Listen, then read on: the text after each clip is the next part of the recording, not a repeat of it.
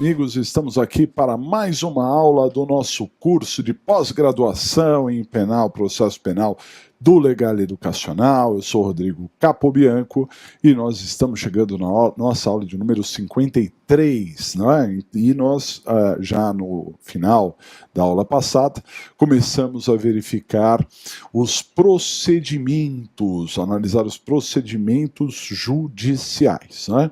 Dissemos lá como é que você faz para encontrar cada procedimento, né? Apenas recapitulando, para esquentar os motores, a gente pega e primeiro vê se é G-crime, se é uma infração de menor potencial ofensivo, se a pena é até 2 anos, pena máxima, contando causas de aumento, contando concurso de crimes e tudo mais. Se ficar até 2 anos é G-crime, é o procedimento dito sumaríssimo.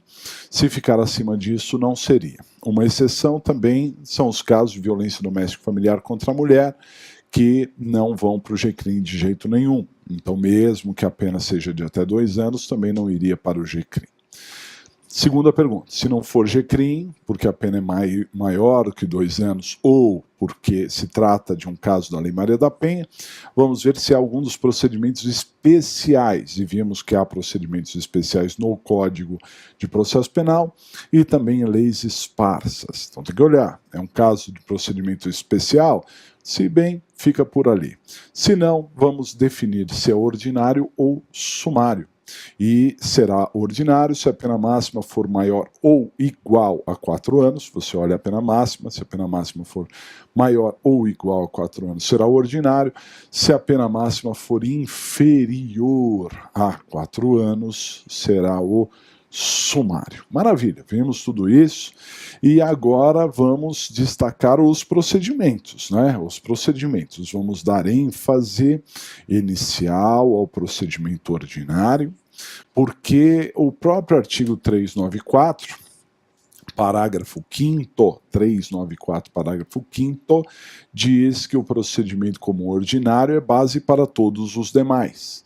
Então, todos os demais, subsidiariamente, aplica-se o ordinário, tanto sumário, sumaríssimo, ou qualquer procedimento especial, subsidiariamente aplica-se o ordinário, não é? E por isso, então, a importância de conhecer muito bem o ordinário. Por quê?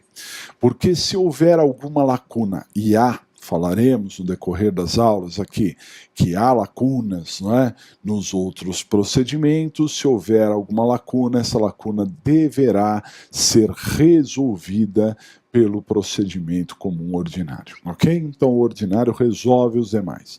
O juiz, na dúvida, não sei o que aplicar, vai aplicar o quê? Vai aplicar o procedimento comum ordinário. Por isso é importantíssimo conhecê-lo, ok? Vamos para alguns slides, dá uma olhadinha. Então nós estamos aqui na nossa pós do Legale, não é? E vamos continuar com os procedimentos judiciais. E desta maneira, vamos ver primeiramente o procedimento ordinário. Lembrando que esse procedimento ordinário, ele está previsto no Código de Processo, do artigo 395 até o artigo 405. Do 395 ao 405, nós teremos o procedimento comum ordinário. Eu vou dar uma passada pelo procedimento comum ordinário, né? E depois eu vou falar de todos os atos com bastante calma, explicando para vocês. Dá uma olhadinha. Primeiramente, vamos lembrar aquilo que eu falei. O procedimento comum ordinário é base para os demais, todos os outros usam subsidiariamente o ordinário, conforme reza o artigo 394, parágrafo 5º do CPP, né? E a sequência dos atos no procedimento comum ordinário será a seguinte. Então vamos passar os olhos sobre toda a sequência e depois vamos falar de cada ato em espécie, né?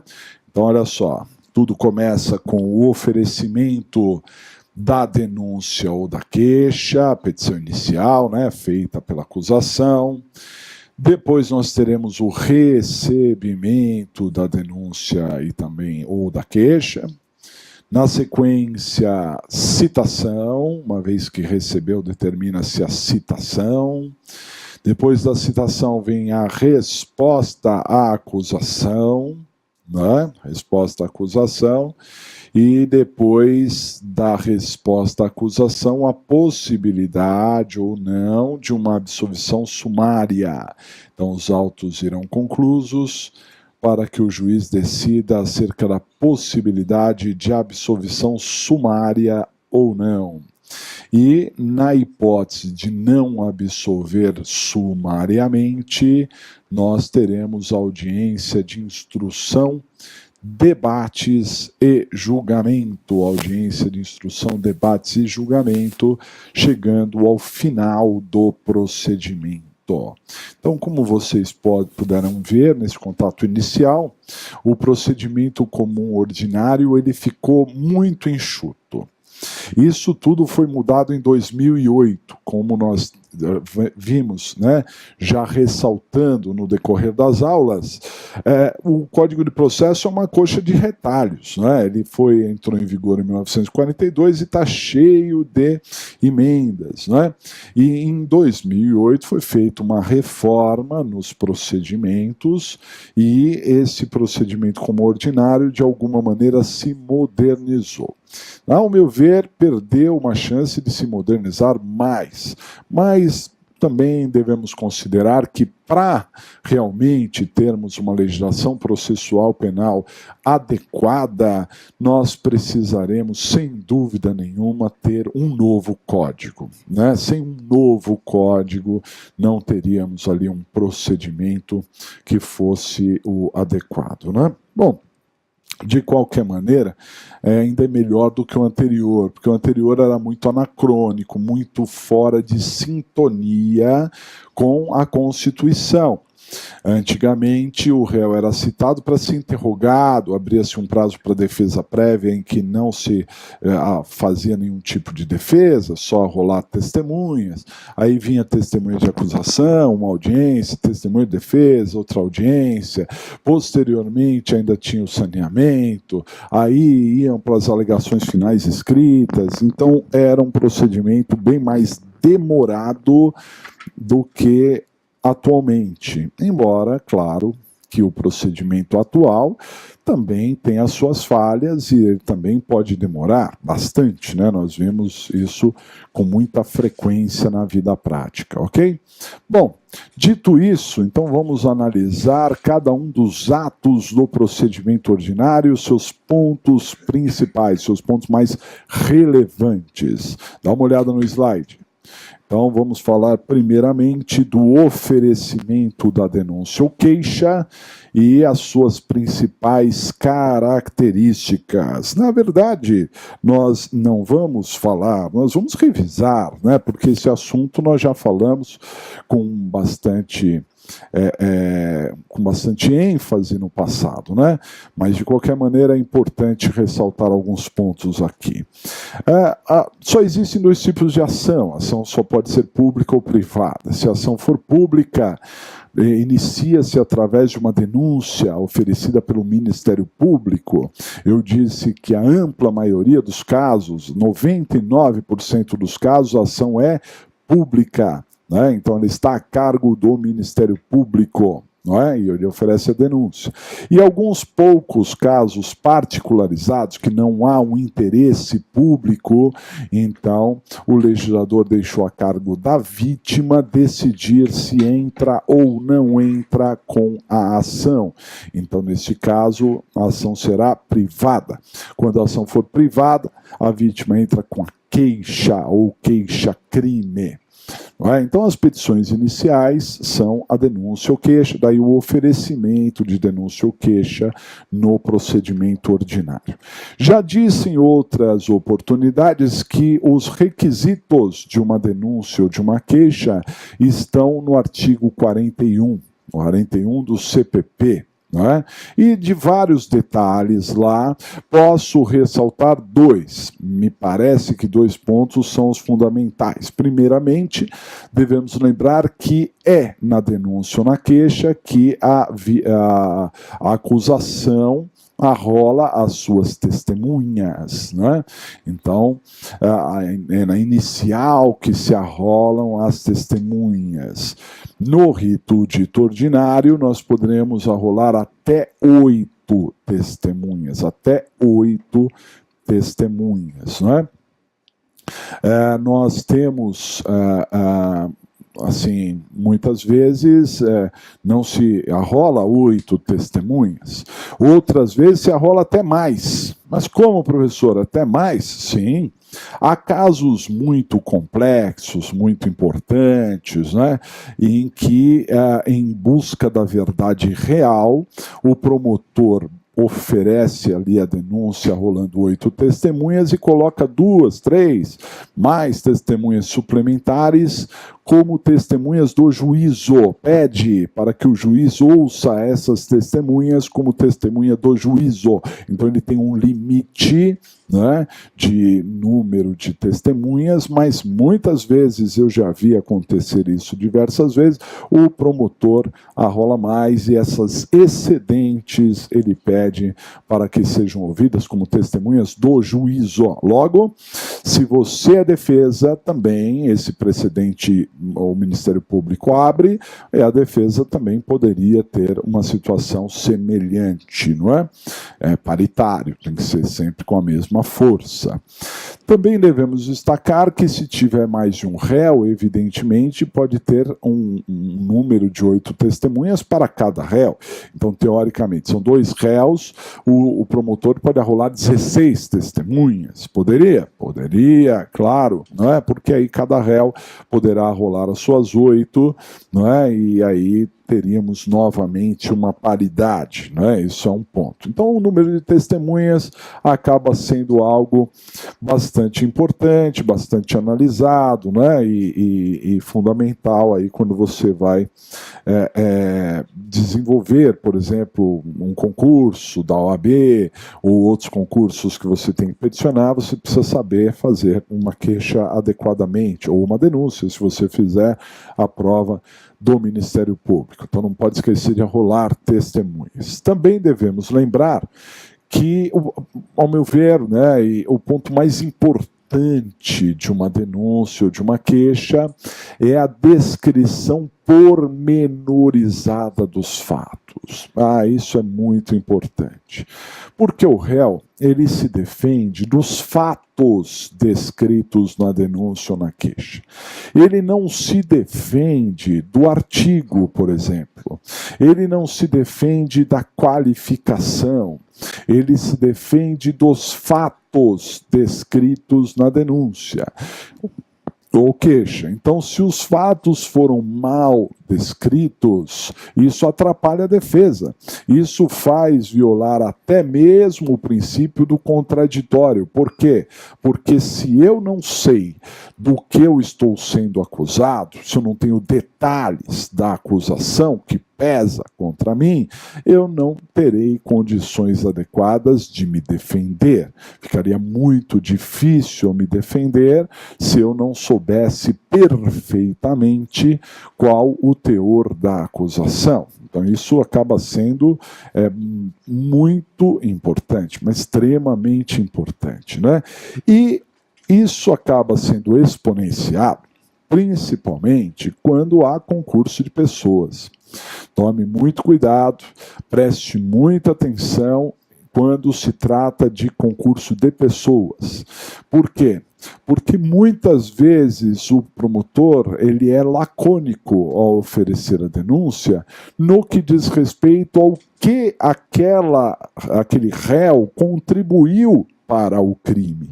Nós sabemos que para a pessoa responder criminalmente, essa pessoa precisa ter contribuído para o crime de alguma maneira, né? Através de coautoria, através de participação, influenciando de alguma forma, incentivando, tendo atitudes concretas, mas a pessoa precisa de alguma forma contribuir, ok?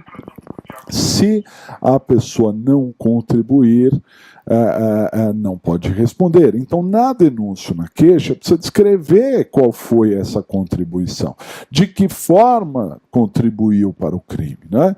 E eu tenho visto aí muitas vezes o promotor praticamente esquecer deste tópico. Ele fala da conduta principal, que o sujeito fez, que aconteceu, e em algum momento ele descreve lá que o Beltrano ajudou o fulano, mas não diz em que ajudou o fulano. Dá para entender? Precisa dizer, precisa dar os detalhes, porque senão ficaria difícil de mostrar essa interação, né? Quando nós falamos de crimes que envolvem empresas, isso também é um problema muito grande, porque numa empresa, basta eu ser sócio da empresa para responder pelos crimes que eventualmente a empresa possa praticar e o seu dono responder? Não. Então imagine uma sonegação fiscal, né? Sonegação fiscal a empresa pratica. Claro, pode ter uma sonegação fiscal pessoa física, mas tendo uma sonegação fiscal da empresa, o dono da empresa responde tributariamente por aquela sonegação. E criminalmente? Bom, aí é outro passo, né? Porque se é uma empresa, salvo uma sociedade individual, né? Você tem sócios, você tem mais de um, né? E nesse sentido, qual é aquele que administra? Então o sujeito tem 99%, o outro tem 1%. Esse que tem 1% pode responder? Pode, mas depende do quanto ele contribuiu, o que ele fez. Não basta estar no quadro societário, ou pelo menos o quanto ele se locupletou por aquela atitude, o quanto ele concordou, o quanto ele fez vistas grossas, né? Às vezes a administração está apenas para um sócio, ele que toma todas as atitudes. Já tive inúmeros, em tantos anos, diversos processos por sonegação fiscal lá de clientes, e o que eu tenho visto é que o sócio administrador é que responde, o outro não, né? Salvo se ele tiver uma participação direta, tomou atitudes, né? Ou contribuiu realmente de forma decisiva. Se não, não. Né? Muitas vezes a pessoa trabalha na área comercial, ela não trabalha internamente, nada, né, da condução da empresa, né, do pagamento dos impostos, das obrigações de uma maneira geral, passa na mão daquele sócio, né? Então como é que nós podemos responsabilizá-lo? Precisamos saber exatamente qual é o alcance das atitudes que ele tomou ou deixou de tomar para impedir que o crime seja praticado e se ele tinha realmente esse conhecimento, né?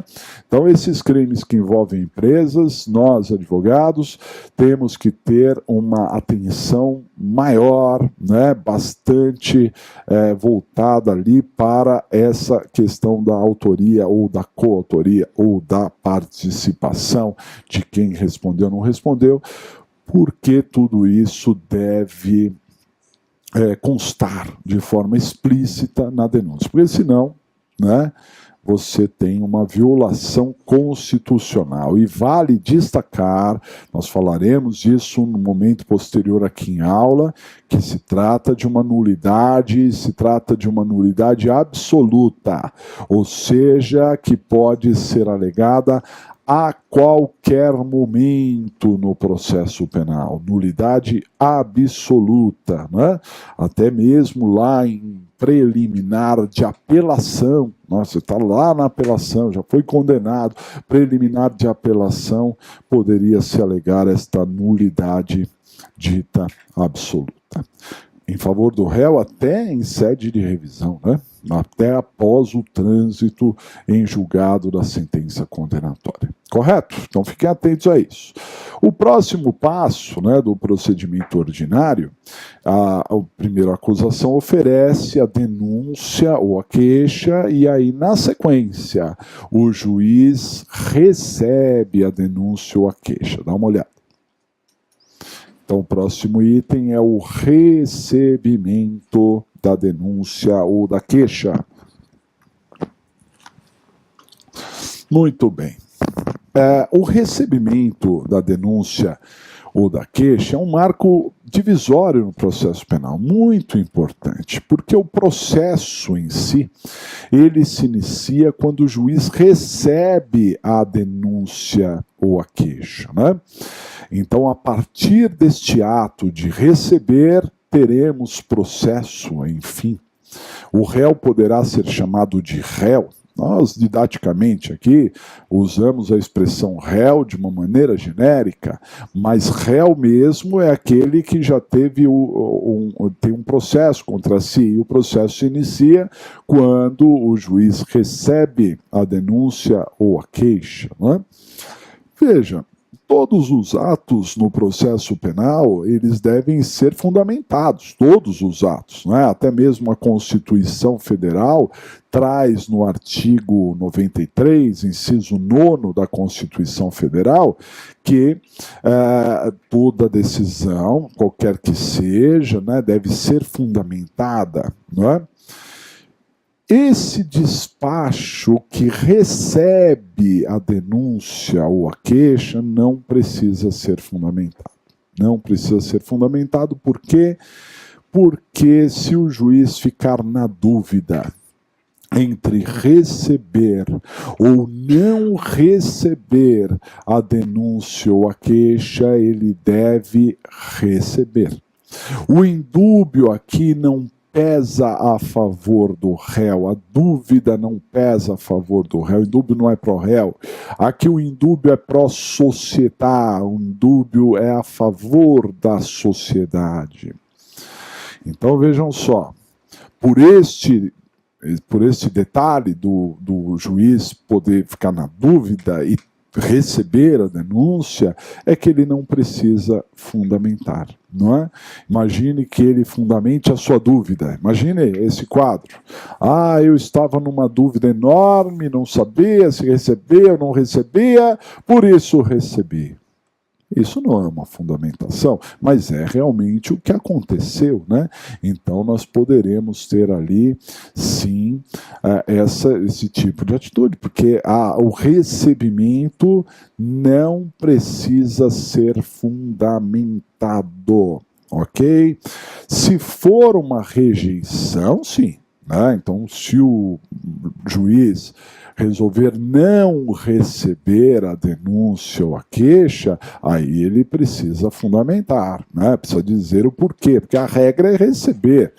Bastando uma fumaça do bom direito, né, o juiz receberia. E se ele não tiver essa fumaça, se ele não concordar com a materialidade, se ele não concordar com os indícios, ao menos, de autoria, ele deverá rejeitar fundamentadamente. Tanto é que da decisão que rejeita a denúncia ou queixa, cabe recurso em sentido estrito res, fora no GCRIM, que caberia apelação, né? Porque não cabe rese no GCRIM. Então, se o juiz rejeitar, cabe rese. Se o juiz receber, não cabe nada. Na decisão que recebe a denúncia, não é que não cabe nada, não cabe recurso. Poderá, eventualmente, caber habeas corpus para trancar a ação penal, né? Uma ação injusta, uma ação que esteja correndo, mas que seja injusta, então caberia o HC para trancar a ação penal. Mas recurso não. Recurso não, né? Vale destacar, falamos isso em outra oportunidade, mas não custa lembrar, que se o juiz rejeitar a denúncia ou queixa e houver um recurso, né, o recurso sentido estrito, antigamente o juiz pegava esse recurso e mandava para o tribunal. Hoje não, hein? Hoje ele tem, até tem súmula falando disso, ele tem sim que intimar o réu, que nem é réu ainda, né? Intimá-lo, não é citá-lo, intimar o réu para que ele notificar, que seja para que ele apresente contrarrazões do recurso. E se não tiver condição de constituir defensor, será nomeado um defensor para fazer tomar essa atitude de apresentar as contrarrazões. E só depois das contrarrazões é que o recurso sobe, hein? Antigamente não era assim, subia só com as razões, sem contrarrazões. Hoje tem até súmula falando sobre isso, né? Muito bem, o ato do juiz receber a denúncia ou queixa também é um ato de resolver determinadas questões requeridas, determinados requerimentos feitos pela acusação. Muito comum que o promotor, ao oferecer a denúncia, dê uma cota requerendo algumas coisas. Então ele diz lá na sua cota: ofereço denúncia em separado. Requeiro que oficies pedindo FA, folha de antecedentes, né? Ou FAC, folha de antecedentes criminais, poderia ser assim também.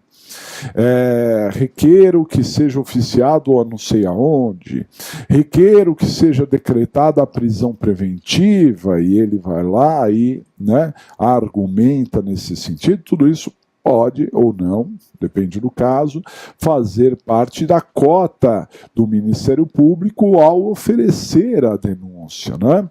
E o juiz, ao receber a denúncia, vai também analisar essa cota e vai deferir ou indeferir aquilo que o Ministério Público requereu. Compreendido? Além disso, além de receber sucintamente, precisa fundamentar, como eu disse, além de resolver as questões incidentais requeridas ali pelo Ministério Público, o juiz também determinará a citação. Então, o juiz determinará a citação. Ok? Então, em que sentido isso, né? É um próximo ato, o ato de integração, né? Então, ele, no recebimento, recebe e determina a citação. Também vale destacar, para finalizar, que o ato de receber a denúncia ou queixa interrompe a prescrição.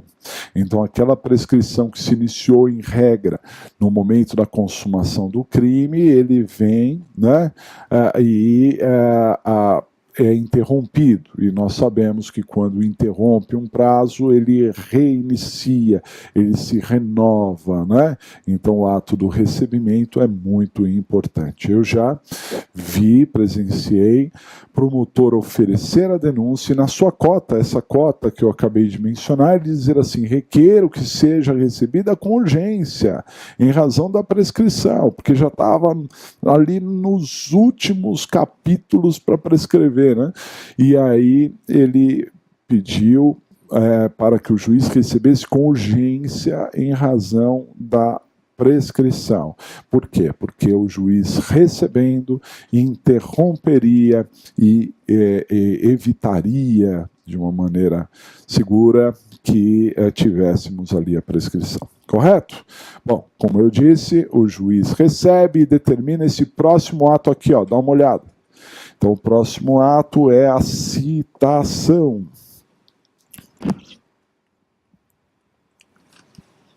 Tivemos oportunidade de, em aulas pretéritas, né, falarmos bastante deste ato, porque o próprio Código de Processo Penal dá uma atenção especial à citação. Você vê lá 20 artigos, mais ou menos, falando de citação, depois outros 20, mais ou menos, falando de sentença. Então, é um capítulo bastante importante no processo penal, né? É bastante desenvolvido, e explicamos que as citações são pessoais ou por edital, as finalidades da citação e também o ponto crucial. Sempre deve ser tentada a citação pessoal. E só se não for possível é que a citação é por edital. Então sempre deve-se tentar a citação pessoal e só em último caso é que teremos a citação dita por edital, ok? Muito bem, aí voltem lá, né? Se possível, se tiver alguma dúvida, voltem lá, que tem uma aula inteira falando sobre citação, com as suas características próprias e tudo mais, né? Bom, o réu é citado de acordo com o artigo 396, estamos no artigo 396, e o réu é citado para o próximo ato. Então, o próprio artigo 386 diz o seguinte, ó, dá uma olhada nesse slide aqui, ó, que o réu é citado para apresentar a resposta à acusação. Então, o réu é citado para responder à acusação. De acordo com o artigo 396, este prazo para oferecer a resposta será de 10 dias. 10 dias. Então, o réu é citado para que em 10 dias apresente a resposta. Bom, primeiramente, vamos lembrar que o prazo processual penal, diferente do prazo civil, hein? O prazo ele não conta-se da juntada, não tem nada disso não. Ele conta do ato mesmo, né? Da citação. Então, o réu foi citado numa quarta-feira. Imagina, uma quarta-feira, não importa o horário que ele foi citado, mas ele foi citado numa quarta-feira. Aquele dia, quarta-feira, conta no prazo? Não, começa a contar no próximo dia útil. Então vamos imaginar que seja quinta. Aí nós vamos contar quinta, sexta, sábado, conta sim, não é diferente do civil. Domingo, segunda, terça, quarta, quinta, sexta, sábado é o último dia. Mas se o último dia for um dia que não é útil, ele se prorroga para o próximo dia útil, ou seja, ficaria para outra segunda-feira, ok? Muito bem, vamos imaginar que o réu fosse citado numa sexta-feira, aí começaria na segunda. Né? Segunda, próximo dia útil, segunda, terça, quarta, quinta, sexta, sábado, domingo, segunda, terça, quarta da outra semana. Vamos imaginar que ele seja citado no sábado. No sábado, mesma coisa, começa na segunda e aí vai terminar na quarta da outra semana. Isso se não for feriado, porque se for feriado, quarta-feira, ficará para quinta-feira. Isso é só uma questão da contagem do prazo, né? Acontece que este prazo de 10 dias previsto na legislação para a resposta é chamado de prazo impróprio. E isso pode ser uma boa notícia para os senhores, né? Eu sei que alguém já pode ter passado algum sufoco nesse sentido. O que é um prazo impróprio? É um prazo que não gera preclusão do direito. Então é possível sim apresentar a resposta fora do prazo. Você tem esse prazo, mas é um prazo impróprio e você pode apresentar fora do prazo. Evidentemente que nós, advogados, devemos evitar a todo custo perder prazo, né? Mesmo que seja um prazo impróprio, mas às vezes não depende de nós. Por quê? Porque já aconteceu comigo, do cliente chegar para me contratar depois do prazo, sei lá, por qualquer motivo. Tem gente que é muito preocupado e no momento em que ele recebe a citação, ele já está entrando em contato com o advogado. Tem outros que são sossegados e demora, deixa lá na gaveta, esquece, lembra um dia lá na frente, né? E já aconteceu comigo do cliente chegar, já tinha passado. Quando você recebeu? Ah, recebi um mês passado. Já passou o prazo, você tinha 10 dias, né? Eu dou até um susto nele, né?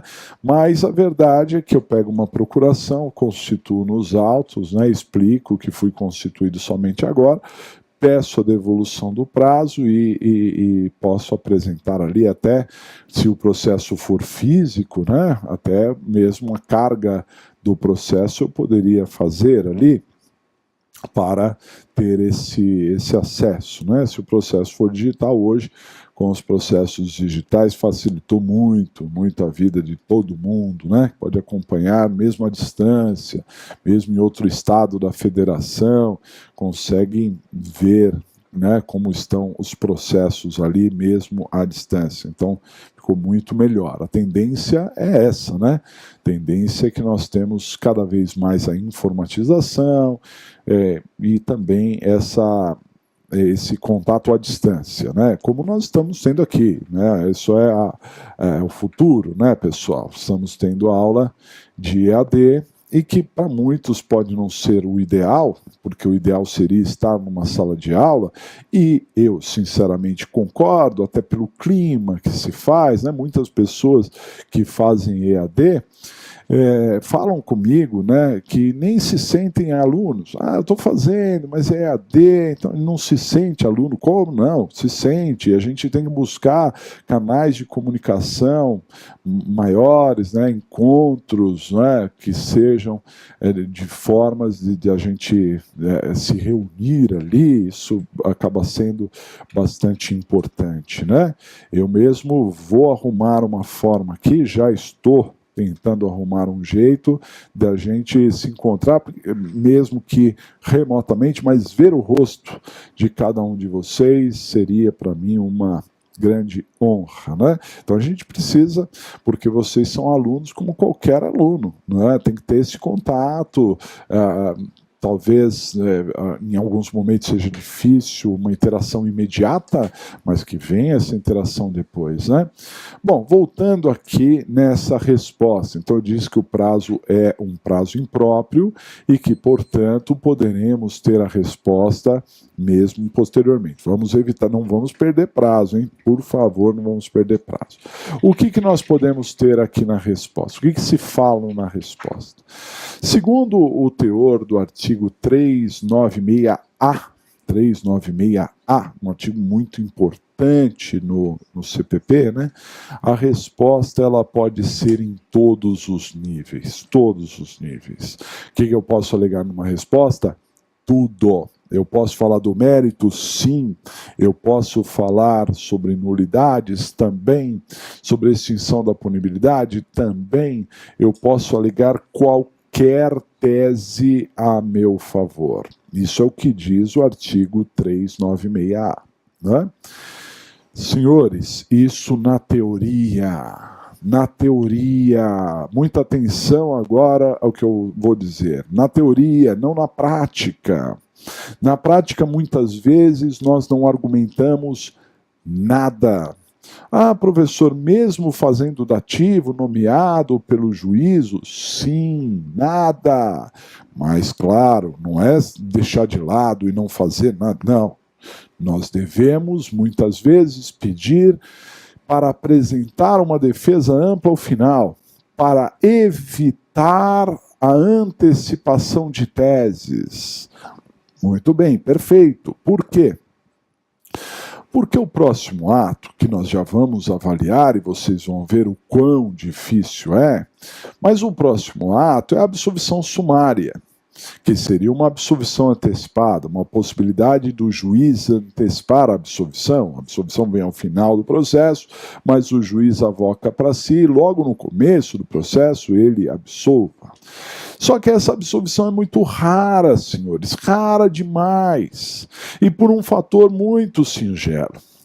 O fato do juiz não absolver sumariamente após a resposta não o impede de absolver após, lá na frente, no final do processo. Então, se o juiz tiver o mínimo de dúvida, o mínimo resquício, ele não vai absolver logo de cara. Pelo contrário, ele vai aguardar chegar lá na frente e ter a convicção. Por quê? Porque até este momento inicial, ninguém foi ouvido, nem mesmo o réu foi ouvido ainda, né? Ele não foi ouvido em interrogatório, nem testemunhas, nem a vítima. Então, é muito difícil o juiz prescindir desses depoimentos e já avocar para si absolver sumariamente. Eu tenho visto aí, já consegui absolvição sumária. Já consegui algumas, né? Mas principalmente relacionada à prescrição, que é um ato muito objetivo, uma conta matemática, né? E de direito, assunto de direito, não é um assunto de fato, e, portanto, não é necessária dilação probatória, e mesmo na atipicidade também já consegui, né? Porque também é uma questão de direito e análise da conduta do tipo penal, né? E às vezes é inadequado, também já consegui, mas assim é realmente muito raro, muito difícil que isso venha a ocorrer. Assim sendo, se a gente falar muito, se a gente apresentar uma defesa completa, de acordo com o que reza o Código de Processo Penal, nós estaremos antecipando tese indevidamente. Por que indevidamente? Porque antecipadamente o Ministério Público já vai saber a sua linha de raciocínio. Claro que às vezes ele já sabe, né? Tem uma experiência, já sabe o que se alega em determinadas situações, né? Mas outras vezes não. Pequenos detalhes, algumas testemunhas que podem complementar aquilo que você está falando, né, dar alicerce, suporte àquilo que você está falando. Por isso, muitas vezes é interessante deixar o Ministério Público falar e, nesse sentido, depois, né, você alegar ao final. Ok? Um exemplo claro disso é que, por exemplo, não existe absolvição sumária por falta de provas. Claro, não pode existir. Por que não pode existir? Porque a dilação probatória não foi feita ainda. Então, não posso alegar de início, não tem prova nenhuma. Mas, peraí, não foi feita a dilação probatória. Então, eu preciso primeiro sentir... né? Isso faz parte até da defesa. Olha, eu ouço, vejo o que o promotor está fazendo, o que ele está acusando, de que maneira, né? Quais foram as provas colhidas. Feitas essas provas, eu vou rebatê-las, vou trazer outros elementos, né? E aí surge um leque maior de opções, né? Então, eu estou dizendo isso para vocês, não se surpreendam. Né? Muitos alunos que estão começando a advogar me questionam sobre isso. Vou fazer uma resposta, o que eu devo? Exatamente isso. Na maioria dos casos. Claro, se você tiver um feeling, uma percepção de que em falando o juiz pode acatar a sua tese imediatamente, então fale. Pode ser interessante, né? O advogado também trabalha com essa sensibilidade, com essa atenção ao caso concreto que pode realmente o guiar, né? Mas de uma maneira geral, não.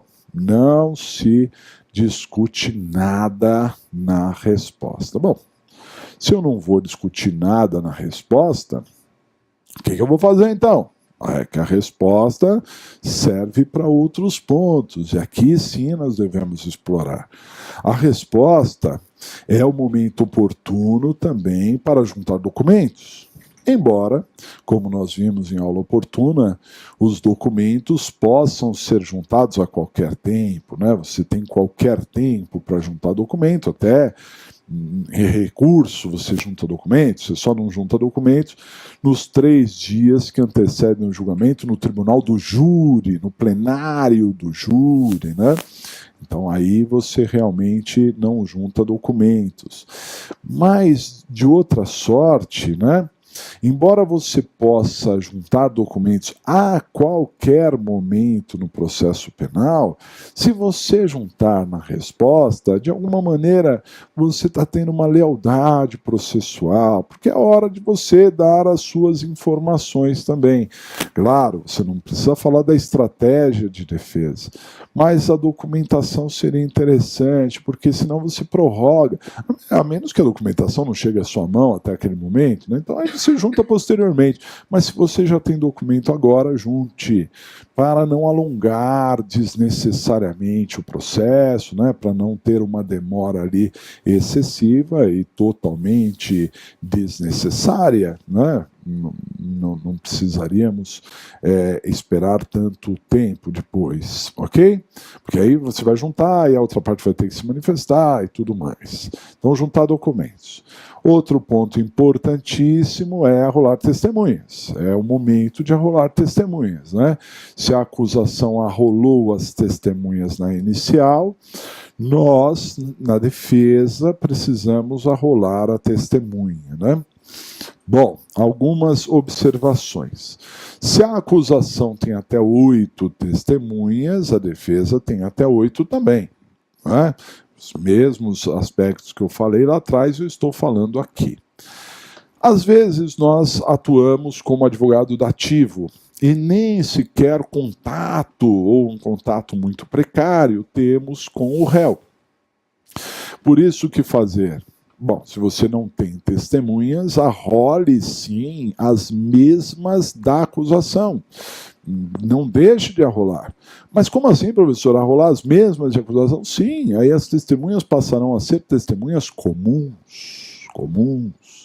Ah, mas por que isso, professor? Porque você arrolou e oportunamente você pode até pedir a substituição, não é? Você pode insistir na testemunha ou não. Se só foi o promotor que arrolou, você não tem poder sobre essa testemunha, não é? A testemunha não veio e você fala, mas eu queria que ela viesse. Então você que tivesse arrolado, como testemunha comum.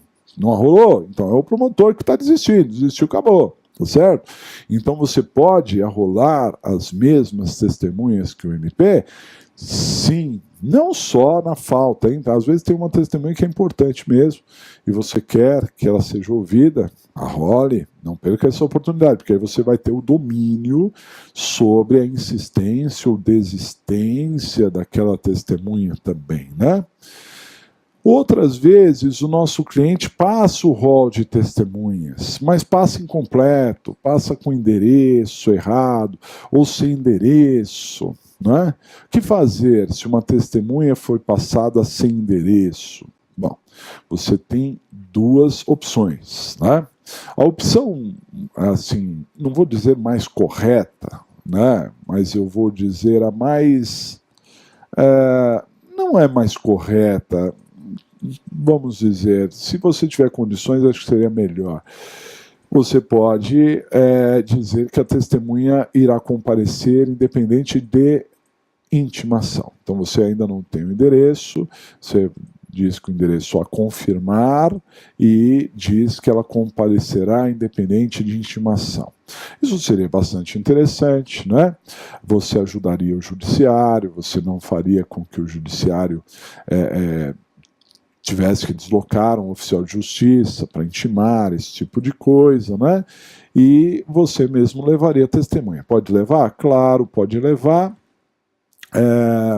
Só que também, se você não levar, você perde a oportunidade, né? Você não tem como insistir na testemunha. Então, você só vai arrolar a testemunha independente de intimação se você tiver a certeza plena que a testemunha irá comparecer mesmo quando você chamá-la para ir à audiência. Se não, peça a intimação pelo juízo, né? E a outra maneira é você colocar o endereço que é mesmo equivocado, o endereço da testemunha que lhe foi passado. Porque mesmo com o endereço equivocado, vai sair uma intimação, mas vai demorar ainda para sair.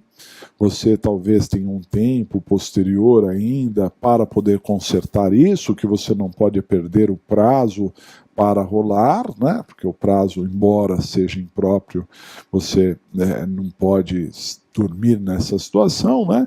Então você tem o prazo para rolar, role, e mesmo com o endereço equivocado, depois você conserte o endereço. não é? E tente fazer isso antes do oficial de justiça sair, se deslocar para um endereço que seja aquele endereço equivocado, né? Você dá o endereço equivocado, mas na sequência corra atrás para corrigir aquele endereço e depois você faz uma petição esclarecendo, olha, por erro, né, foi arrolado nesse endereço, mas o endereço é aquele outro endereço, sem problemas, isso não haveria óbice nenhum nesse tipo de atitude, ok? Então, rolar testemunhas. E, por fim, a resposta também serve, é muito útil para requerer diligências. Muitos advogados não tomam nenhum tipo de providência nesse sentido, até porque, às vezes, não tem realmente o que fazer. Se não tem o que fazer, não vamos inventar algo. Mas a verdade é que hoje, mesmo nas grandes cidades, sem dúvida, mas nas médias cidades, até em pequenas, você tem, por exemplo, câmeras de trânsito, né, públicas, condomínios, né, e que podem, por exemplo, auxiliar. E você não tem como ir lá bater na porta da prefeitura e dizer, dá as cópias lá da filmagem de onde ocorreu não sei o que, tal dia, tal hora. Então talvez isso seja uma diligência, pedindo para oficiar para determinado órgão, público ou particular, para que ele encaminhe cópias, né? Que seja feita alguma perícia importante, perfeito? Inclusive a reconstituição, acho que a reconstituição muitas vezes pode ser útil demais a reconstituição, sendo bem feita, porque dá a visão mais direta do juiz do local dos fatos, né, como as coisas aconteceram ali, isso me parece bastante útil, né? E outras perícias, de uma maneira geral, até mesmo se o promotor pediu folha de antecedentes do réu, e você sabe, por exemplo, que a vítima ela tem maus antecedentes, você pode pedir folha de antecedentes da vítima também, não é? E outras tantas diligências. Então fiquem de olho nessa possibilidade, dessas outras diligências possíveis, porque o momento oportuno seria para a resposta, ok?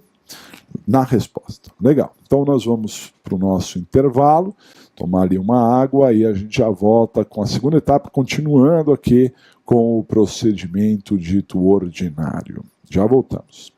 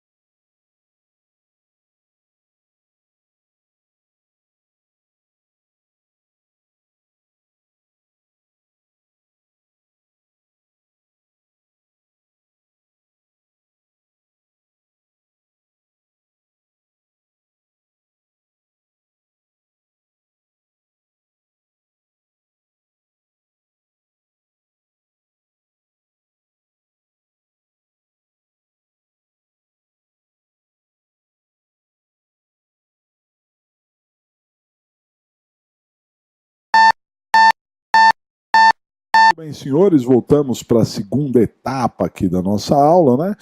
E antes do intervalo, estávamos falando da resposta. Então, só para fechar, né? A resposta, o réu é citado para apresentar a resposta em 10 dias, e na resposta, então, ele pode alegar de tudo, na teoria, na prática, não. Na prática, não se antecipa a tese, como eu mencionei, salvo se você tiver uma certeza ali de que, uma certeza, uma sensibilidade que o juiz pode realmente acatar a sua tese de direito, sem que seja de fato.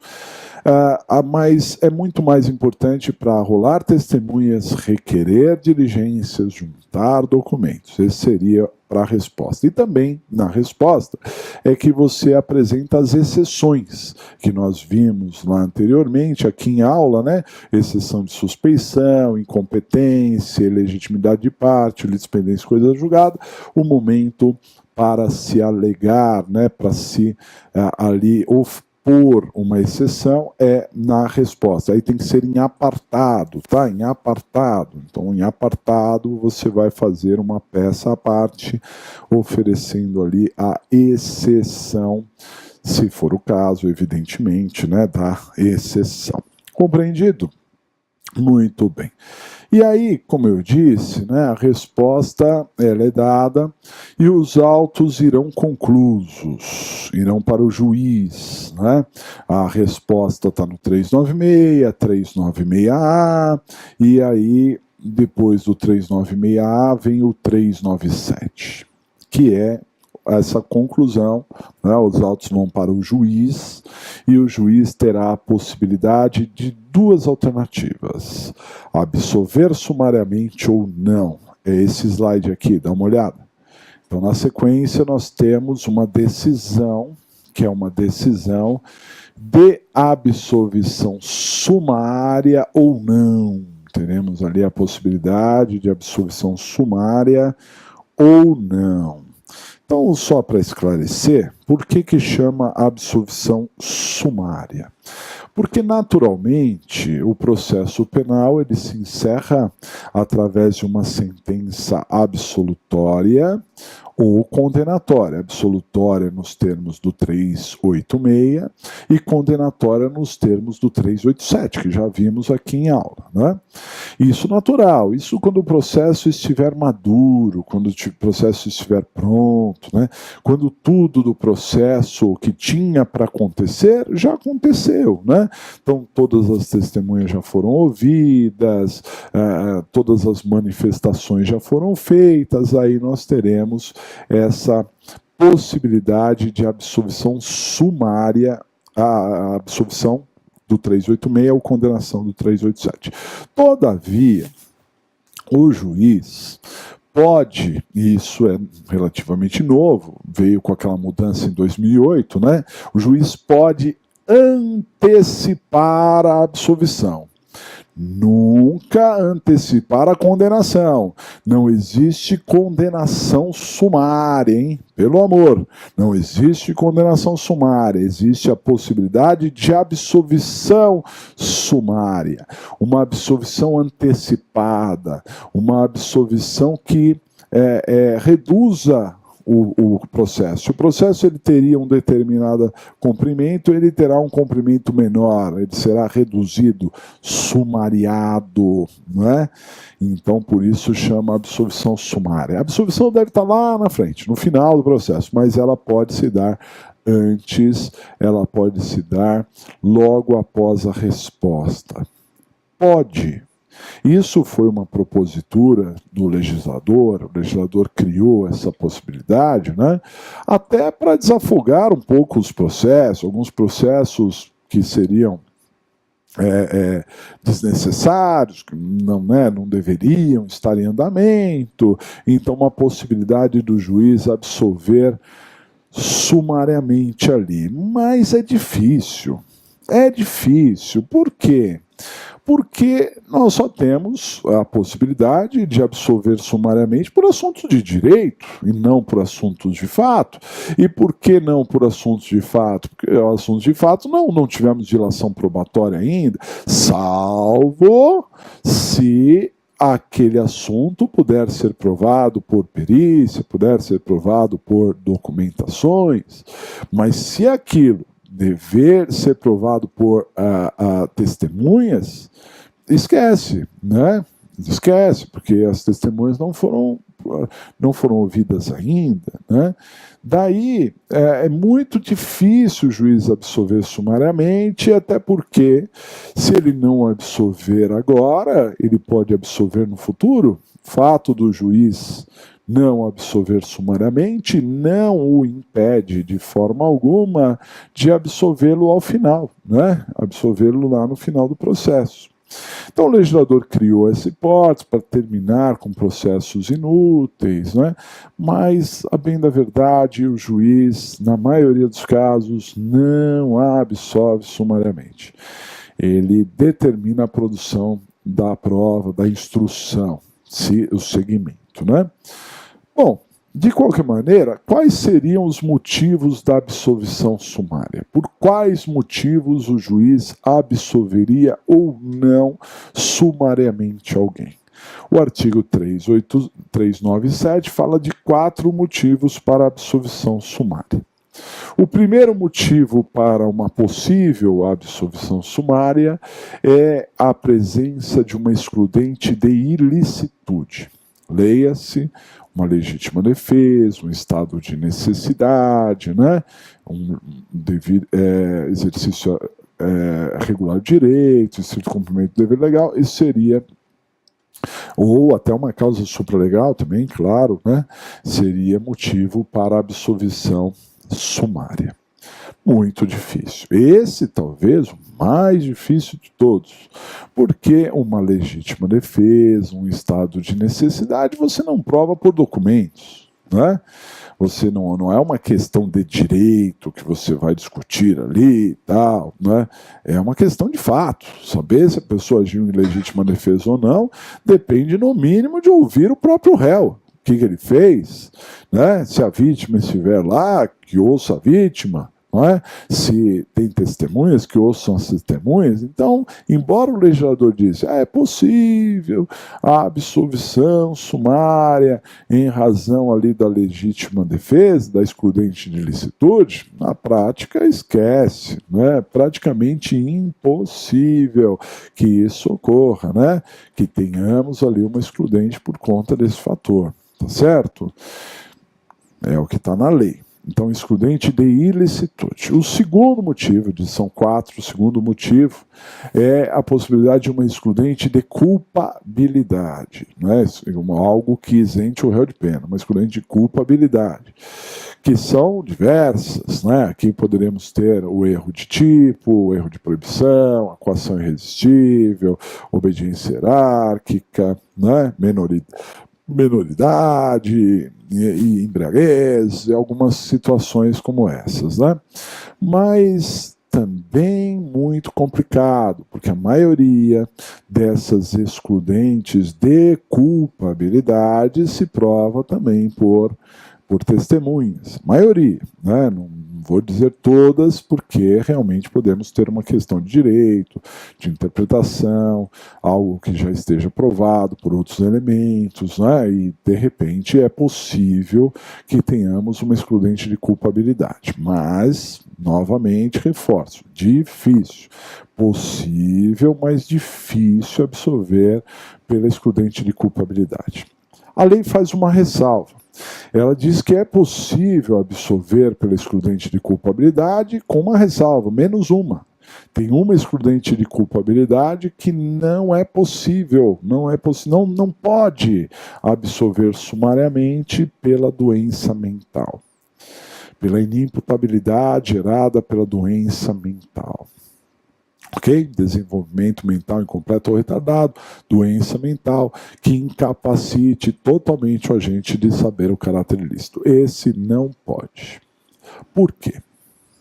Por que vocês acham que não é possível absolver por uma doença mental? Vamos imaginar que foi feito um incidente de insanidade mental antecipadamente. Vocês sabem, falamos aqui em aula também, que o incidente de insanidade mental pode ser feito até mesmo na fase de inquérito, né? Então, vamos imaginar que foi feito lá na fase de inquérito um incidente de insanidade mental que constatou realmente que o réu era doido, completamente doido e totalmente incapaz de entender o caráter ilícito do que estava fazendo. Não tinha a menor condição de entender a ilicitude, né? Então, se ele não tinha a menor condição de entender a ilicitude, então nós teremos o que ali? Nós teremos a possibilidade de uma doença mental, uma excludente de culpabilidade, não é isso? Mas não se pode alegar. Aqui na absolvição sumária não se pode alegar. Então eu repito a pergunta, por quê? Por quê? Pensem um pouco, por quê? Porque é possível que o doente mental não tenha praticado crime. Veja, é possível que o doente mental tenha agido em legítima defesa. É possível que não seja ele. Um fato é certo. Aquela pessoa é um doente mental. Mas isso não significa que aquela pessoa é que praticou o crime. Então, se eu, de repente, absolvesse sumariamente, e é claro, essa absolvição seria uma absolvição imprópria. Por que uma absolvição imprópria? Porque absolveria, mas aplicaria a medida de segurança. Né? Absolveria, mas aplicaria uma medida de segurança, ou seja, uma absolvição imprópria, pode ser totalmente injusto para o réu. Porque vamos imaginar que ao final do processo, já temos a certeza que o sujeito é doido, mas ao final do processo não tenha nenhuma prova contra o réu, nenhuma testemunha viu, não tem autoria. Aquele sujeito será absolvido porque ele é doido ou será absolvido por falta de provas? Por falta de provas. E essa absolvição por falta de provas não é uma absolvição, não é uma absolvição imprópria, é uma absolvição própria. Ele será absolvido sem qualquer tipo de sanção. Né? Vamos imaginar que ao final do processo, já constatado que o sujeito é doido, se provou que o doido agiu em legítima defesa. Ele é doido, mas ele agiu em legítima defesa. Né? Ele será absolvido porque ele é doido ou porque ele agiu em legítima defesa? É claro que agiu em legítima defesa, porque aí não é crime, é uma excludente de ilicitude. Né? E tudo isso nós não conseguimos avaliar sumariamente. Isso nós não conseguimos avaliar de plano. Eu preciso de uma dilação probatória. Se ao final do processo, então, não no início, ao final do processo, concluir que realmente teve crime e que foi aquele doido que praticou o crime, não podemos condená-lo porque ele é doido. Vamos absolvê-lo e aplicar uma medida de segurança, tratamento para ele. Né? É exatamente por isso que não é possível a absolvição sumária pela doença mental. Ok? Então eu disse que na absolvição sumária há 4 possibilidades: excludente de ilicitude, excludente de culpabilidade, menos a doença mental. Compreendido? Terceiro, excludente... Atipicidade, quando concluído que o fato é atípico, quando concluído que aquela conduta não é um ilícito penal. Aqui é possível, hein? Que é possível, eu mesmo já tive caso no escritório, né? Desse sentido. Imagine, por exemplo, que o réu está sendo acusado de estelionato, porque passou alguém para trás, né? Então, teve uma vantagem indevida em detrimento ao prejuízo alheio, né? E por isso está sendo acusado de estelionato. Só que o seu cliente mostra para você, e você mostra para o juiz, que ele não aplicou golpe em ninguém, não.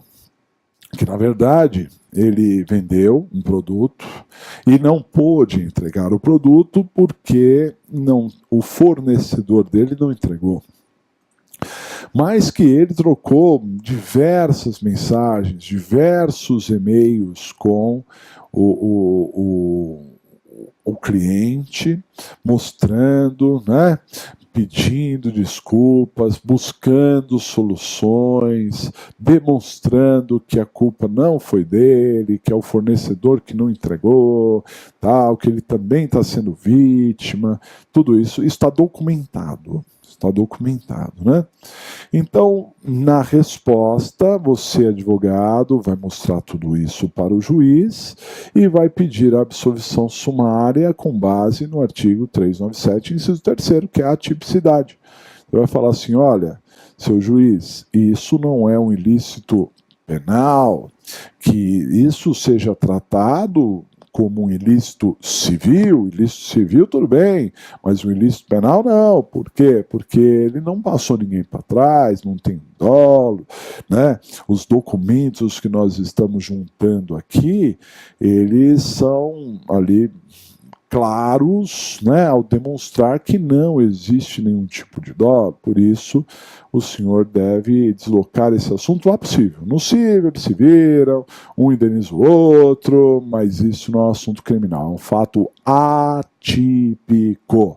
Muito bem, aí eu acho que daria samba, né? Daria para o juiz absolver de plano, como eu já tive casos assim. Não são tantos casos, né? É mais difícil, você está limitado ali, mas a tipicidade seria uma causa também aí de absolvição sumária. E a quarta e última possibilidade de absolvição sumária, eu acho que o legislador assim viajou na maionese, o legislador foi muito mal, mas enfim está lá na lei, que a quarta possibilidade de absolvição sumária é pela extinção da punibilidade. Por exemplo, uma prescrição. Poxa, professor, mas por que você acha isso? Porque, na verdade, a extinção da punibilidade não tem momento para acontecer. Eu não preciso, de forma nenhuma, aguardar o momento da absolvição sumária para dar a extinção da punibilidade. A qualquer momento, antes ou depois da absolvição sumária, desse momento de absolvição sumária, pode ser decretada a extinta a punibilidade, né? Vamos imaginar aqui apenas uma ilação. Que o oficial de justiça o juiz recebeu a denúncia, mandou citar o réu. Aí o oficial de justiça, ele foi procurar o réu e constatou, o réu morreu. O réu morreu, certo? A mãe do réu atendeu e falou, ele morreu, está aqui a certidão de óbito, entrega. Bom, com essa informação, se o juiz, o que o juiz vai fazer? Vai extinguir a punibilidade. Assim que o oficial de justiça der essa informação, o juiz vai, claro, né, tomar as cautelas para ver se não há uma fraude, vai oficiar para o cartório, e em sabendo ali que realmente o sujeito morreu, vai declarar a extinta punibilidade. Antes da resposta até, correto? Porque isso é o certo, a extinção pode ser feita a qualquer momento. Mas se nós fôssemos seguir, então, o padrão do Código de Processo, seria diferente. Então, com essa informação do oficial de justiça, o juiz ainda ia procurar o réu em todos os endereços possíveis para tentar citá-lo pessoalmente, não encontrou, né? Encontrou ali o cemitério, mas não deu para conversar com o réu, então o réu seria citado por edital, né? Ou aí eu suspenderia o processo, ficaria aguardando, ou então seria nomeado um defensor, aí o defensor apresentaria uma resposta brilhante, dizendo, o réu deve ser extinta a punibilidade do réu, absolvição sumária, com base no 3974, e aí o juiz, depois que a defesa se manifestou, iria conclusos e ele então absolveria no 3974. É claro que isso não vai acontecer, né? Bom, de qualquer forma, então fica o registro. A extinção da punibilidade pode ser sempre até de ofício, às vezes você apela e o tribunal extingue a punibilidade por uma prescrição que você nem viu. nem argumentou, né? Mas é claro que se você fizer uma resposta e na resposta você viu que tem, por exemplo, uma causa de extinção, dentre elas uma prescrição, que você argumente então na resposta, porque você está chamando a atenção do juiz, aí vai conclusos e aí tem chances realmente reais do juiz absolver sumariamente. Compreendido? Legal? Entenderam? Bom, cabe destacar que da decisão que absolve sumariamente caberia apelação, mas da decisão que não absolve sumariamente não cabe recurso, ok? Se o juiz não absolver sumariamente, não cabe nenhum tipo de recurso. Bom, não absolveu sumariamente, que a grosso modo é o que acontece, né? Não absolveu sumariamente, nós iremos para o último ato do processo. O juiz determinaria isso aqui, ó, dá uma olhada. Então, o juiz determinaria a audiência de instrução, debates e julgamento. Só teríamos audiência de instrução, debates e julgamento se o juiz não absolver sumariamente, que fique bem claro isso, não é? Bom, primeiramente vale destacar que a dinâmica dessa audiência ela é muito importante e é muito importante que o advogado vá preparado para essa dinâmica. A audiência não começa no dia. Como assim, professor? A audiência não começa no dia? Vai começar quando? Começa antes. Sabe por quê? Porque você precisa se preparar para ela. Há processos que você ganha e há processos que você perde na audiência. Se preparem, se concentrem. É um jogo decisivo. Qualquer esporte que tem um jogo decisivo requer concentração. E aqui não é um esporte, é muito mais sério do que isso e requer muito mais concentração. Então você precisa se preparar para a audiência. Como assim, professor? Você precisa, geralmente você tem um inquérito, as pessoas que serão ouvidas já foram ouvidas anteriormente, então você precisa tomar conhecimento, anotações do alcance daquilo que a pessoa falou lá atrás, lá na outra audiência, porque primeiramente pode haver algum tipo de contradição. Mas vamos lembrar que anteriormente você não participou da audiência porque não havia o contraditório. Agora você pode participar e algumas perguntas que não foram feitas anteriormente, talvez seja a hora de fazer para o esclarecimento. Então cabe a você pegar as testemunhas, pegar a vítima, pegar o réu, não é? E preparar perguntas para essas pessoas. Preparar, com base no que já foi feito antes, com base nos fatos, né? Uma análise mais profunda. Preparar o que vai ser feito ali. E formular perguntas. Ainda que essas perguntas sejam respondidas pelo juiz, aliás, perguntadas pelo juiz e respondidas pelo réu, você vai ticando. O que não pode ser feito é contar com o feeling na audiência. Você preparou, fez perguntas? Não, mas eu conheço o caso, vou ver, dependendo do caso, da testemunha, eu faço pergunta ou não faço? Aí lá no dia pergunta, tem perguntas, doutor? Não tem. Ou faz perguntas impertinentes? Claro que às vezes é melhor ficar quieto, sei disso, uma estratégia. Às vezes é melhor ficar em silêncio, não fazer nenhuma pergunta, porque pode até mais complicar. Mas a maioria das vezes, se você tivesse se preparado para a audiência, isso seria diferente. Aí seria diferente, né? Você teria ali uma possibilidade muito maior de desenvolver a audiência, né? Eu já tive vezes, senhores, de fazer ali mais dezenas de perguntas para cada testemunha, esmiuçando, porque uma pergunta pode ser desmembrada, e aí você vai desmembrando, chegando onde você quer, nos esclarecimentos que você quer, onde você quer chegar, né? Então isso é fundamental. Na hora esquece, por mais preparado que você esteja, alguma coisa pode faltar, alguma pergunta pode realmente faltar, e aí complica tudo. Você pode perder processos na audiência, ok? Então não se esqueça disso, faça perguntas antecipadamente, se prepare para a audiência. É sério o negócio. Perfeito? Muito bem. Na audiência, qual será a dinâmica? O primeiro a ser ouvido é o ofendido, o réu. Desculpe, a vítima, né? O ofendido. Né? É o primeiro a ser ouvido. O procedimento ordinário diz sobre isso.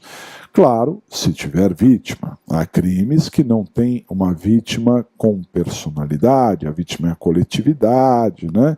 Então você não tem ali uma vítima. Mas se tiver vítima, ela é a primeira a ser ouvida. Depois vem as testemunhas de acusação. Perfeito? Vítima não é testemunha de acusação. Ela vem antes das testemunhas de acusação. Serão ouvidas todas as testemunhas de acusação para aí começar as testemunhas de defesa. Enquanto não forem ouvidas todas as testemunhas de acusação, não começam as testemunhas de defesa. Ok? Isso violaria o princípio do contraditório. Vamos imaginar que alguma testemunha convocada para aquela... Porque todos são convocados. Acusação e defesa estarão lá. Mas vamos imaginar que de 3 testemunhas de acusação, 2 vieram, uma faltou. O que vai acontecer? O promotor vai ser instado a perguntar, a responder, se ele insiste na testemunha ou se ele desiste da testemunha. Se ele insistir na testemunha, a audiência não pode continuar, porque não pode ser ouvidas aquelas testemunhas de defesa. Isso violaria. Agora, se ele desistir das testemunhas, então já acabou, já ouviu tudo que tinha para ouvir, vamos ouvir as de defesa.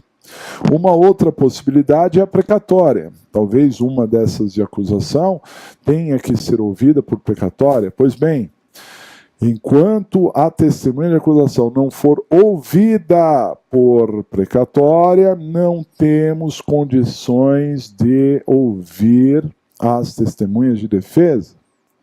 Veja, a precatória não precisa ter voltado, mas a testemunha de acusação tem que ter sido ouvida antes. Geralmente, o juiz marca a audiência de instrução e expede a precatória. Vamos imaginar que a precatória foi mais rápida e já ouviu a testemunha. Depois vem a audiência. A precatória não voltou ainda, mas a testemunha já foi ouvida. Então, não tem problema nenhum de começar a ser ouvidas as de defesa. Mas vamos imaginar que a precatória demorou e marcou a audiência um pouquinho depois. Então, tem que ouvir só as de acusação para só aí começar as de defesa. Compreendido? A vítima pode ser ouvida depois de testemunhas de acusação. Por quê? Porque a vítima, embora a lei diga que o ofendido é o primeiro a ser ouvido, conforme eu acabei de mencionar, a verdade é que o ofendido está no mesmo patamar que uma testemunha de acusação. É um órgão de acusação. Então, se ouvir uma testemunha, por exemplo, a vítima vai ser ouvida por precatória. Né? Aqui ouviu testemunha de acusação. Não pode ouvir defesa, mas posteriormente ainda pode ouvir a vítima por precatória. Depois que ouvir a vítima por precatória, aí começamos as testemunhas de defesa. Bom, isso tem um prejuízo, um certo prejuízo para a defesa, explico. Né? Eu já tive casos de contar com a colaboração das testemunhas de defesa, porque, assim, né, você precisa tratar a testemunha de defesa muito bem, para que ela vá às audiências, para que ela não falte, né? Então, muitas vezes você conta, às vezes o seu cliente dá carona para a testemunha, né? Ela tem que certificar a sua falta no trabalho, tudo mais, aí vai para a audiência, não veio todo mundo de acusação, volta para casa, já sai ciente da próxima data. Nem intimada só sai ciente. Aí você que precisa lembrar, ó, tem audiência e tal. Aí vai para a audiência. Eu já tive testemunhas que foram para o fórum 3 vezes inutilmente. Só na 4ª vez que foram para o fórum é que foram ouvidas. Por quê? Porque não podiam ser ouvidas, porque ainda não tinha esgotado as testemunhas de acusação, né? Tudo bem, faz parte, é assim, não é?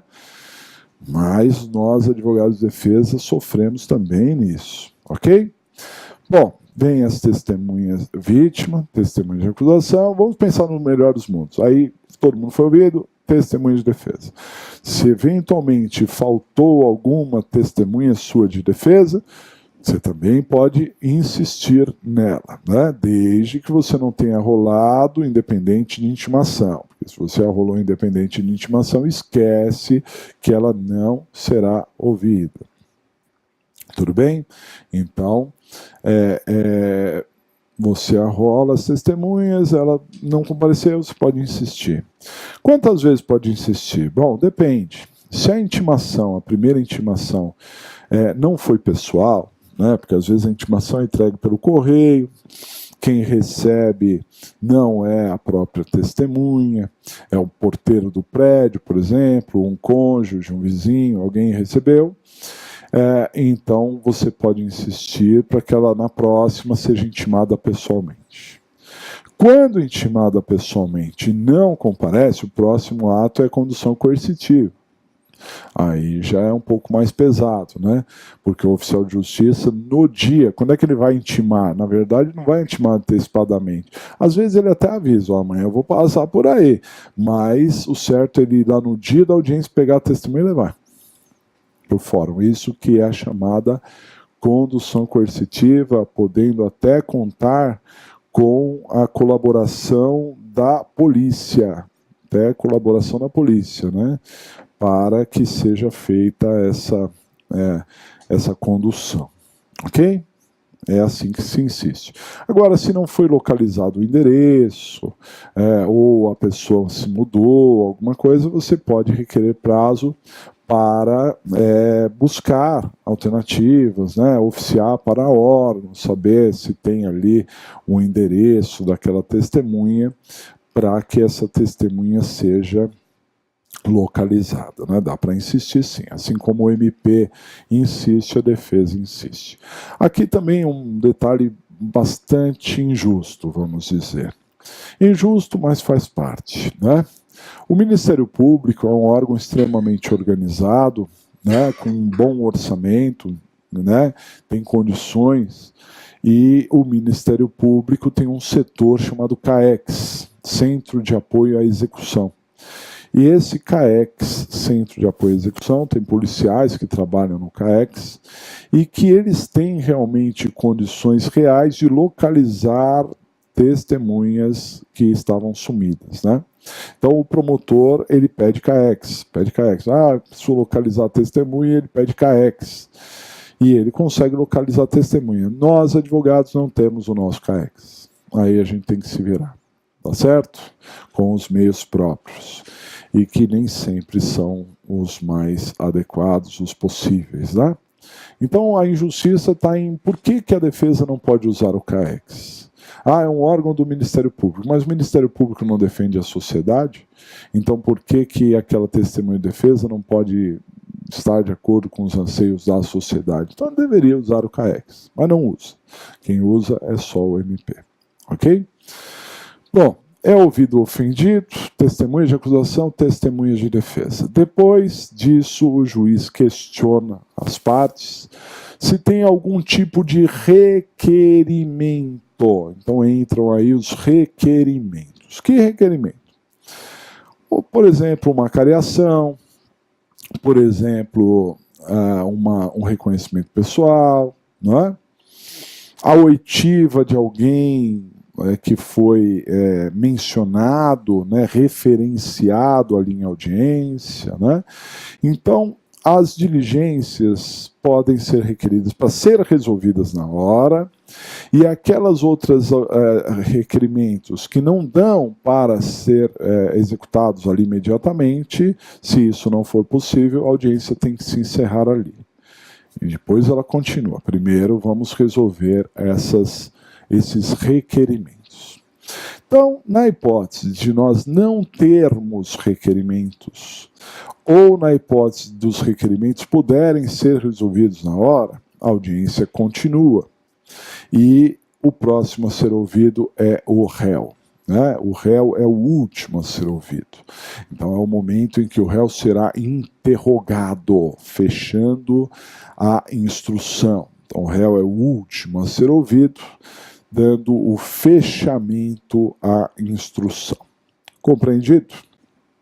Muito bem. Antes do réu ser ouvido, conforme salientamos em outra aula aqui, você pode sim pedir alguns minutos a sós com o réu.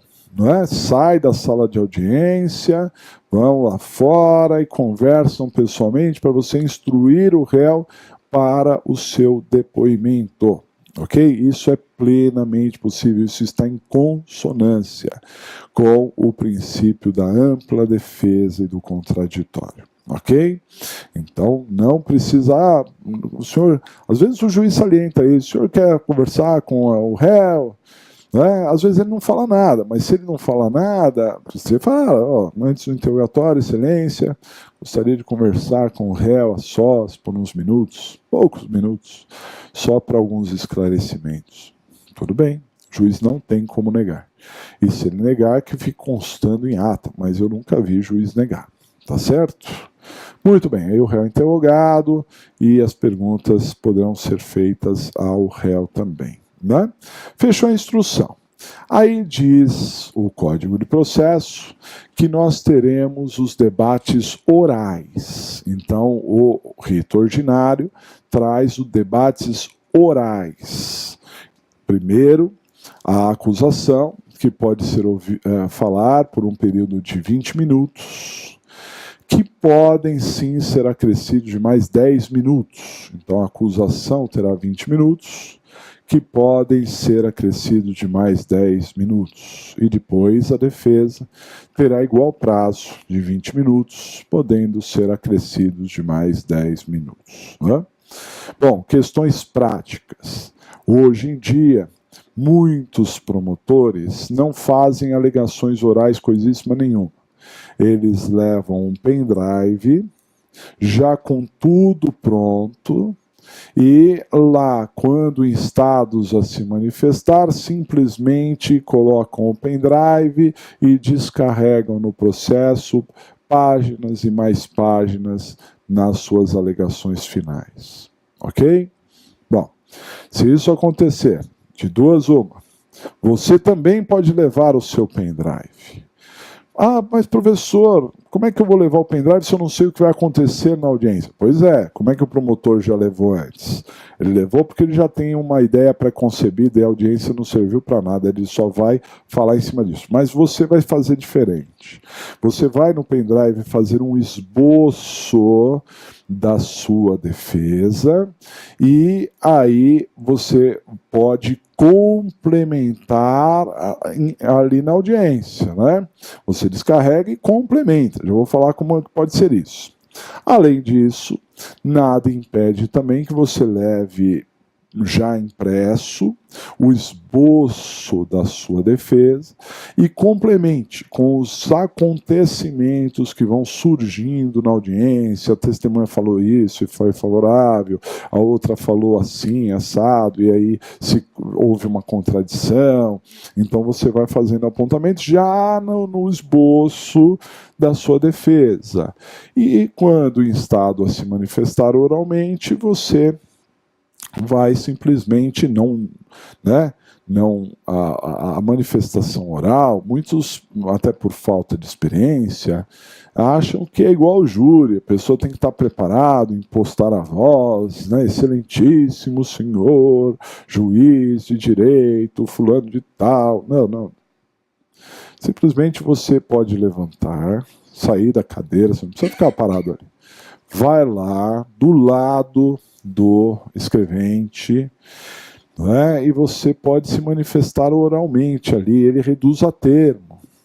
E se eventualmente você errar, você pode pedir para voltar, volta ali, põe uma vírgula, faz assim, assado, você pode ajeitar. A manifestação oral é reduzida a termo e não precisa ser para o juiz, e sim para o escrevente, para que ele capte, né? Então nada impede de você já levar um papel e fazer uma leitura ali, que vai ser reduzido a termo, ou o próprio pendrive. Só que muitas vezes o juiz não deixa o seu pendrive. O pendrive do promotor, ele deixa, né? Mas o seu pendrive não, pode ter vírus, pode ter isso, então ele não deixa. Isso é uma injustiça, isso é uma tremenda injustiça. Por isso é legal você levar impresso, talvez, né? E complementar ali. Um outro detalhe, se o promotor ele despejar o pendrive, páginas e mais páginas, você tem 20 minutos para falar. Até você ler essas páginas e mais páginas, já passou. Não. Por quê? Porque você tem, antes de se manifestar, saber o que o promotor falou. Então, não corre o tempo. Você fala, excelência, eu preciso tomar ciência aqui do que o Ministério Público mencionou. Aí você fica lá. Quanto tempo? O tempo o seu tempo. O seu tempo. O juiz optou por essa possibilidade, porque quando o promotor vai se manifestando oralmente, você, advogado, já vai tomando ciência do que ele está falando e tomando apontamentos. Mas se ele despejou um pendrive lá com alegações, aí você precisa primeiro ler, e aí é no seu tempo. O juiz não pode falar, lê, mas lê rápido, hein? Você não tem leitura dinâmica? Não, lê aí rápido. Não é assim. Então, você vai ler, depois que você leu tudo, tomou anotações, aí você diz para o juiz, bom, estou pronto para começar. Aí começam os 20 minutos. Compreendido? Então, se prepare para tudo isso. Não vá achando que não vai ter alegações orais. Eu vou mostrar para vocês que é possível que as alegações finais sejam por memoriais, mas você não pode contar com isso. Tem que contar que vai acontecer os memoriais. Então se prepare. Leva no pendrive, leva impresso. Puder usar o pendrive, ótimo. Não pôde usar, está impresso, leia. Faça anotações, veja o que o promotor falou. Se ele falou oralmente, tome anotações. Se ele falou por escrito, leia e tome anotações. E depois você vai contrariar o que ele falou. Não é? Anote que testemunhas falaram já lá antes, no decorrer dos depoimentos, você vai anotando, já preparando as suas alegações finais. É assim, né? Bastante técnico, que você vai fazer uma grande defesa. Se deixar para a hora lá, meritíssimo juiz, o réu merece ser absolvido, não há provas contra ele, diante do esposo que quer a absolvição. Isso é muito pouco, né? Tem que explorar direitinho. Bom, as alegações elas são orais, mas o artigo 403, parágrafo 3º, e o artigo 404, parágrafo único, prevê que as alegações finais, prevêem, né, que as alegações finais poderão ser por memoriais. Então são duas as possibilidades de, ao invés de alegações orais, que as alegações sejam por memoriais. A primeira delas está no 403, parágrafo 3º, e é a complexidade. Às vezes o caso é muito complexo. Há muitas testemunhas, muitos volumes, né, muitos depoimentos, réus. E é muito difícil fazer uma avaliação genérica, total, de forma oral. Muito pouco, muito difícil. Né? Nessas condições de complexidade, casos um pouco mais densos, o juiz encerra a instrução, quando o réu foi ouvido, e determina, primeiro, que a acusação se manifeste no prazo de 5 dias, por escrito. E depois, cuidado, não é sequencial, você não será intimado, você não será, você já não tem, o seu prazo não está correndo, não. Depois que o promotor oferecer as alegações finais, um dia lá, dali um mês, 2 meses, você será intimado para apresentar as alegações finais também, por escrito e no prazo de 5 dias. Compreendido? Diferente do cível, que lá no cível, o que um fala, o outro não sabe que falou, falam ao mesmo tempo. Aqui não, aqui primeiro a acusação se manifesta, alega tudo que tem para alegar, depois vem a defesa e a defesa se manifesta. Compreendido? Então essa é a primeira chance das alegações finais serem por escrito, por memoriais, artigo 403, parágrafo 3º. E no artigo 404, parágrafo único, também se fala de alegações por memoriais quando houver diligência faltante. Explico.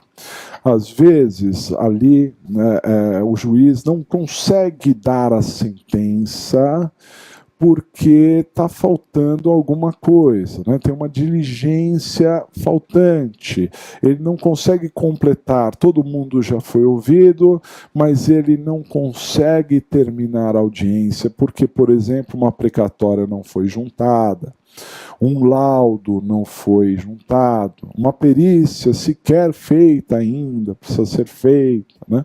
Então tem alguma diligência faltante. Se na audiência o juiz constatar que vai ter ali uma diligência ainda faltante, ele ouve todo mundo que tem para ouvir, e aí passamos a aguardar a diligência. Acaba a audiência, aguardar a diligência. Quando a diligência for feita, primeiro o Ministério Público, no caso da ação pública, evidentemente, se manifestará em alegações finais por escrito, no prazo de 5 dias. E depois, também não é sequencial, tem que aguardar, um dia você será intimado para isso, será intimado para apresentar memoriais também no prazo de 5 dias. Ok? Essas são as duas possibilidades de memoriais. Artigo 403, parágrafo 3º, complexidade. Artigo 404, parágrafo único, diligência faltante. Ok? Vamos imaginar que você foi para a audiência e você está com uma pressa danada, ou não está preparado, ou realmente é complexo, ou aquela audiência está cansativa demais, tal. Então você queria que o juiz abrisse prazo para memoriais. Então você vai requerer, evidentemente, com base no 403, parágrafo 3º, dada a complexidade, o número de testemunhas e tal, né? Aí, sinceramente, é uma faculdade do juiz. O juiz é que vai decidir se ele abre memoriais ou não, e depende um pouco da sua convicção, viu? Porque se o juiz, não da sua convicção como advogado, a convicção do juiz, depende da convicção do juiz, às vezes ele já tem a sentença até pronta, ele quer adiantar, então ele não admite memoriais. Se ele não admitir, você não tem que fazer, não tem recurso, não tem nada, né? Se ele não achar que é complexidade, ou se ele não achar que é diligência faltante, não vai ter jeito, vai ser oral mesmo, né? Desses formatos aí que eu mencionei. O ideal é que você antecipadamente, antes mesmo de começar a audiência, pergunte para o escrevente, né, como é que o juiz costuma proceder, né, que você tem ali uma necessidade de sair mais rapidamente, se não era possível, antes de começar, né, converse antes para tentar ajustar essa possibilidade de memoriais, que, claro, é muito mais confortável para todos, você vai fazer em casa, né, no seu escritório, com tranquilidade, com calma, né? Muito melhor do que fazer ali oralmente. Todavia, até por uma questão de economia processual, né? Também tudo pode ser resolvido ali na hora. Então, na verdade, o ideal seria você conversar, ver antecipadamente como as coisas vão se desenvolver. Mas de tudo isso que eu falei, o que fica é a preparação, tá, pessoal? Tem que se preparar. Não pode fazer audiência do nada, você tem que conhecer essa sequência, aí você não é pego de surpresa, já vai saber que atitudes você pode tomar ou não pode tomar, né? Isso que é o essencial. Lembre-se sempre que nós, advogados, estamos sendo observados a todo momento, e a sua postura na audiência será notada, né? E lá na frente você vai ganhar consideração ou não, dependendo, claro, das suas posturas em audiência. Compreendido? Muito bem. Aí o juiz dá a sentença, né? Seja depois dos memoriais, seja na audiência, o juiz dá a sentença e termina-se o rito ordinário. Diz a lei que até o final dessa audiência, 60 dias. Até 60 dias para terminar o rito ordinário, né? Não é um prazo fatal, por isso não é obedecido. Mas guardem esse número, 60 dias é o prazo para encerrar o procedimento ordinário. Legal, senhores? Muito bem, então foi uma grande satisfação estar aqui com vocês. Nós vamos encerrando mais esta aula. Fica um grande abraço e até a próxima. Até mais.